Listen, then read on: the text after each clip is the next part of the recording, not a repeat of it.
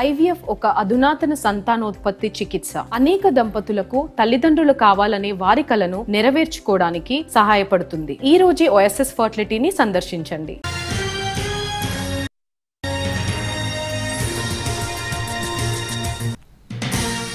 విధ్వంసం తర్వాత బంగ్లాదేశ్లో తాత్కాలిక ప్రభుత్వం కొలువుదీరింది. ప్రభుత్వ సారథిగా నోబెల్ శాంతి పురస్కార గ్రహీత మహమ్మద్ యూనస్ ప్రమాణ స్వీకారం చేశారు.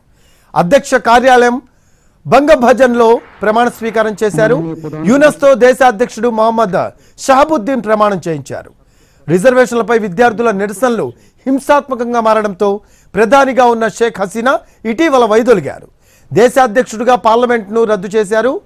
అయితే తాత్కాలిక పరిపాలనా యంత్రాంగానికి యూనస్ను సారథిగా నియమిస్తున్నట్లు మంగళవారం అర్ధరాత్రి సమయంలో ప్రకటన వెలువరించారు. ఇవాళ ఉదయం ఫ్రాన్స్ నుంచి ఢాకాకు చేరుకున్న యూనస్ ప్రమాణ స్వీకారం చేశారు.